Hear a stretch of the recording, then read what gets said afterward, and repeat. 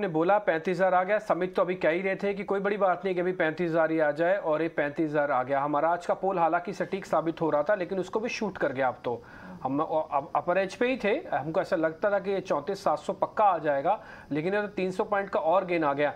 अब आप मेरे को राजेश सर एक छोटी सी बात बता दो, मान लो मेरे पास निफ्टी पड़ी हुई है 16,200, आज में आ जाएगा, एक तो ये बता देना, और दूसरा अगर आज में नहीं आना तो मैं कल के लिए ले जाऊं? कल सर शुक्रवार है, रोल ओवर करना पड़ेगा बाय चांस मैंने अगर रोल ओवर नहीं किया तो टिम्पी जी, हाई प्रोबेबिलिटी कि आज भी 16,200 आते हुए दिख सकता है, क्योंकि अब जो शॉर्ट कवरिंग का मूव यहाँ पे, एक शॉर्ट कवरिंग का मूव तो देखिए 1 बजे के आसपास बन चुका था, और अब ये second round of short covering का मूव बनते हुए दिख रहा है। तो हमें लगता है कि बिल्कुल 16,200 आज के सेशन में भी आते हुए दिख सकता है। अगर आज नहीं भी आता है तो आप कैरी करके जा सकते हैं, कल के सेशन में हमें लगता है बिल्कुल आते हुए दिखेगा। क्योंकि जब देखिए एक्सपायरी के दिन इतनी बड़ी कॉल कॉन्सेंट्रेशन को जहाँ पे हेवी कॉल राइटिंग होते हुए दिख रही थी, उस रेंज को क्रॉस करना ड्यूरिंग द डे, तो वो एक कहीं ना कहीं मार्केट में एक जरूर अपमूव को एक्सटेंड करते हुए दिखना चाहिए। और हम उम्मीद कर रहे हैं कि 16,200 आज के सेशन में भी आता हुआ दिखेगा, और 35,200 जो हम बैंक निफ्टी पे एक्सपेक्ट कर रहे थे, वहां तक भी बैंक निफ्टी का मूव एक्सटेंड होते हुए दिखा। क्योंकि बैंक निफ्टी के जो कंपोनेंट है वहां पे काफी अच्छा लॉन्ग एडिशन आज के सेशन में ऐड होते हुए दिख रहा है, और जिस तरीके के रोल ओवर डेटा बन रहे हैं लार्ज के प्राइवेट बैंक्स में, हमें लगता है बिल्कुल यहाँ पे मोमेंटम बैंक निफ्टी में भी एक्सटेंड होते हुए दिखेगा। राइट, हैवी वेट्स में एचडीएफसी बैंक तो अपना काम कर ही रहा है, लेकिन ये जो 100 पॉइंट की रैली निफ्टी पर एक्सपेक्ट करनी चाहिए, इसे कौन ला कर देगा? क्या रिलायंस यहाँ कंट्रीब्यूट कर सकता है, या फिर स्टील पैक, मेटल पैक, इसी से आप उम्मीद करेंगे? क्या होंगे आज के, अगर इसी इंट्राडे के लिहाज से 16,200 तक के लेवल के लिए अगर इंट्राडे कॉल्स आपने आइडेंटिफाई किए हो राजेश? तो देखिए प्रियंका जी, मेरा जो पहला स्टॉक है वो बैंकिंग हैवी वेट है, एचडीएफसी बैंक, जिसपे मैं यहाँ पे बाय देना चाहूंगा, और मुझे लगता है कि 1410 तक के अपसाइड के टारगेट एचडीएफसी बैंक में आते हुए दिखेंगे।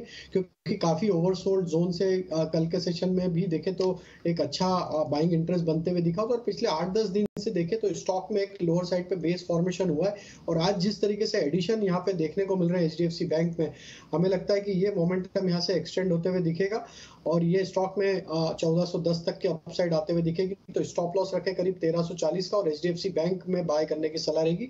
सेकंड स्टॉक ऑलरेडी समित ने कवर किया है, वही हमारा व्यू भी है। एनटीपीसी पे हम 160 तक के अपसाइड यहाँ पे एक्सपेक्ट कर रहे हैं, तो 149 के स्टॉप लॉस से एनटीपीसी बाय करने की सलाह है। तीसरा स्टॉक जो मुझे यहाँ पे अट्रैक्टिव लग रहा है, अबॉट इंडिया का स्टॉक पे अगर आप देखेंगे तो एक बड़े करेक्शन के बाद स्टॉक में जिस तरीके से बेस फॉर्मेशन होते हुए दिख रहा है, अब हमें लगता है ये स्टॉक एक अच्छा अपमूव जून सीरीज में भी कंटिन्यू करते हुए दिख सकता है। तो अबॉट इंडिया पे बाय करने की सलाह है। 18,350 से 18,500 तक की अपसाइड इसमें शॉर्ट टर्म में आते हुए दिख सकती है।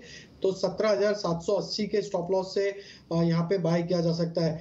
रही बात प्रियंका जी आपका जो एक और सवाल था कि कहां से स्ट्रेंथ बैंक निफ्टी में आते हुए दिखेगी, तो एचडीएफसी बैंक तो एक स्टॉक होगा, और दूसरा हमें लगता है कि यहाँ पे एसबीआई, आईसीआईसीआई बैंक को भी यहाँ पे देखना चाहिए। ये स्टॉक्स भी एक अच्छा मोमेंटम क्रिएट कर रहे हैं, तो यहाँ पे भी एक मोमेंटम हमें लगता है कि और एक्सटेंड होते हुए दिखेगा, और ये स्टॉक्स भी bank Nifty as well as Nifty दोनों को यहाँ पे सपोर्ट देते हुए दिखेंगे। स्टॉक्स आपको ज्यादा फेवरेबल लग रहा है, लेकिन टेक्नोलॉजी स्टॉक्स में भी आप देखें तो वहां भी अच्छे लॉन्ग्स बने हुए हैं, वहां से कहीं कोई अच्छी पिक नहीं समझ आती आपको राजेश?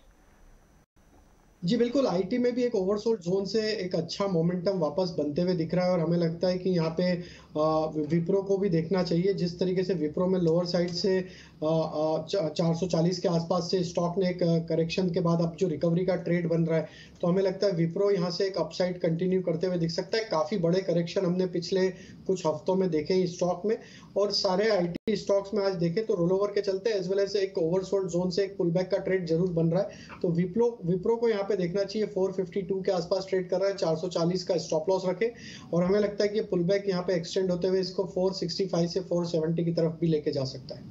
ऑलराइट, तो चलिए विप्रो आईटी स्पेस में नजरिया, और साथ ही बैंकिंग स्पेस की अगर बात करें, लगातार हमारे फंडामेंटल एक्सपर्ट्स का भी ये कहना है, आज सुबह निकुंज से जब बातचीत हो रही थी तब वो भी ये कह रहे थे कि सेफ स्पेस अगर है तो कोई फिलहाल बैंकिंग नजर आ रहा है, क्योंकि वहां से अगर निजी बैंक क्षेत्र देखे, सरकारी बैंक क्षेत्र देखे, हर तरफ मूव्स जो हैं स्लोली एंड इवेंचुअली ही सही लेकिन पॉजिटिव जरूर नजर आएंगे।